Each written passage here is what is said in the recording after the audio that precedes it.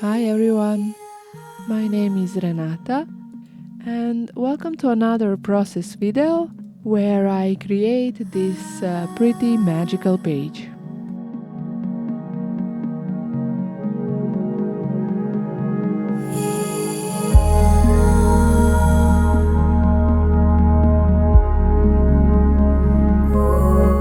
First of all, I wanted to show you where does my inspiration come from. This stunning little girl is from the Crafty clock unicorn suite extras to cut, designed by my namesake. It has so many beautiful images, and trust me, you will see me creating with this paper pad soon, and most likely with this unicorn kitty.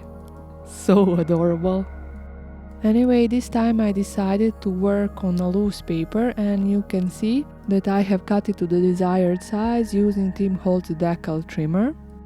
And also, as you will see, this girl didn't only inspire me to create the page, but also inspired me which colors will I use.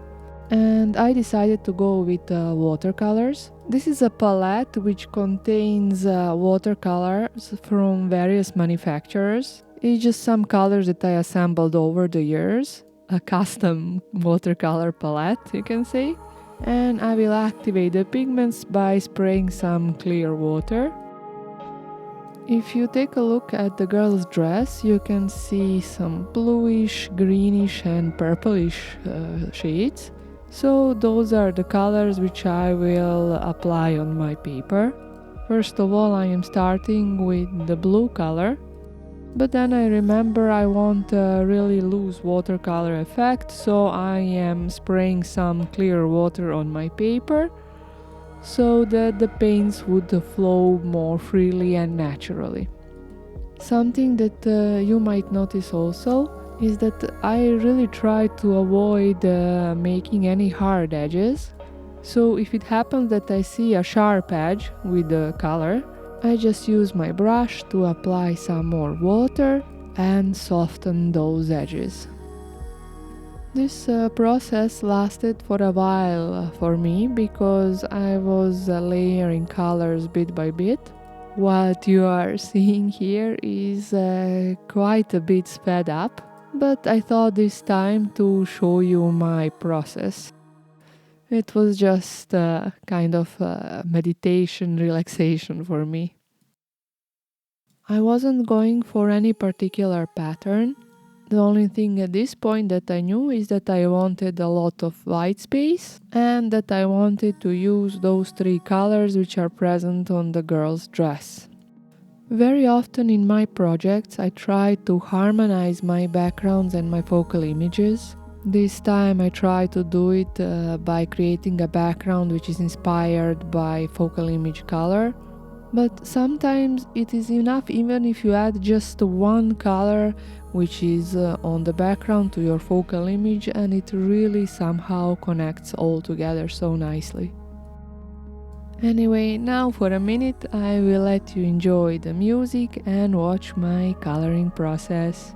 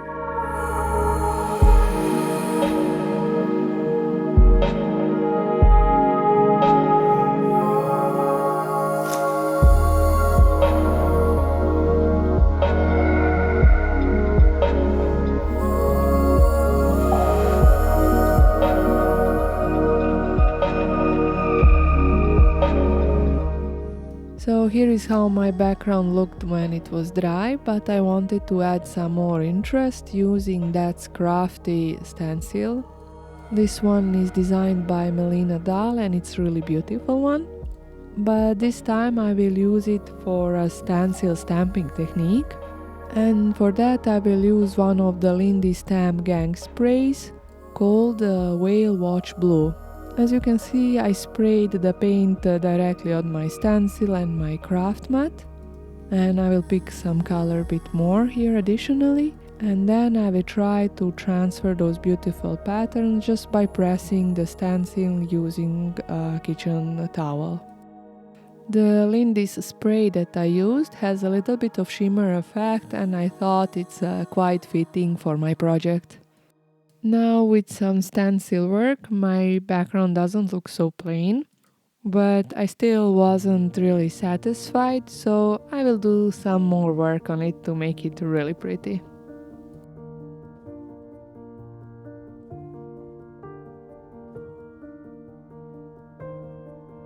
Now I wanted some more white details at the central area of my background, so I will do some heat embossing using this beautiful stamp from Carabelle Studio and WoW Opaque bright white embossing powder.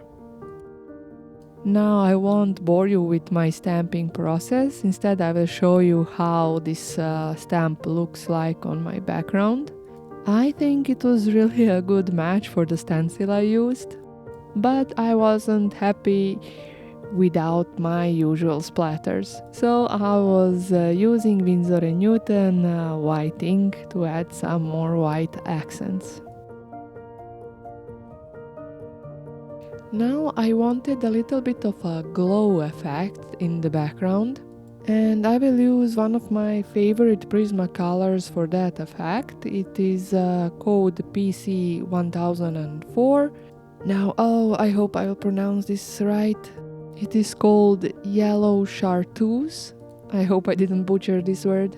Anyway, this is one of my favorite pencils to go for when I wanna achieve a little bit of a glow effect. Usually I combine it also with white Prismacolor, though this time I skipped that step. Hopefully here you noticed what effect I refer to. It is really discreet, but it a little bit helps with that magical vibe that I was going for.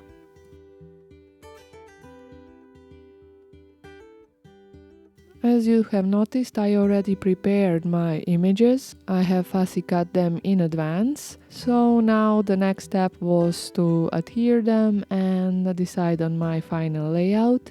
For the girl I used a really thin foam tape, but the rest of the elements I will adhere using a simple liquid glue. This one is from Art by Marlene called Sticky Multi Glue.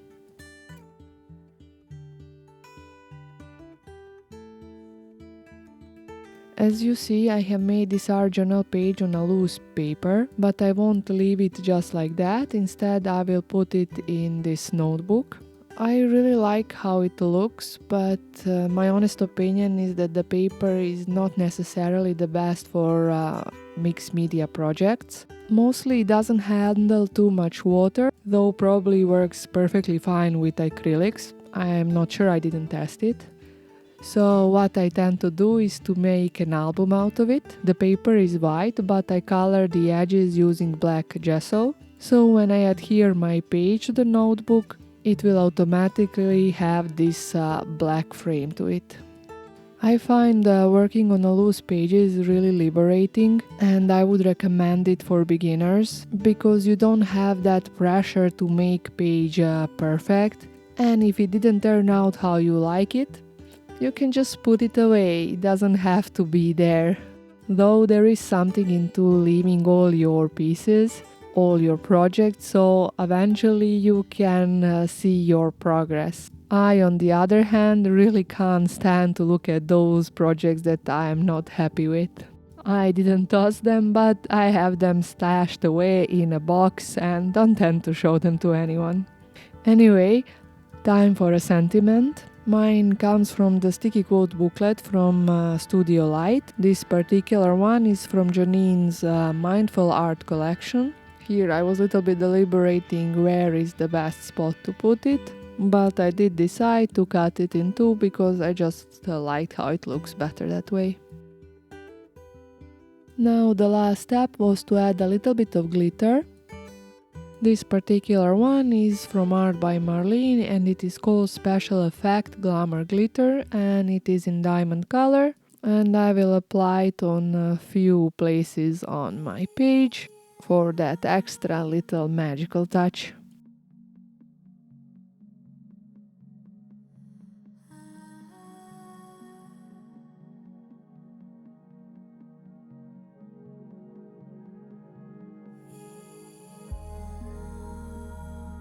Now that was all for this project. I was happy how it turned out. This little girl is just stunning.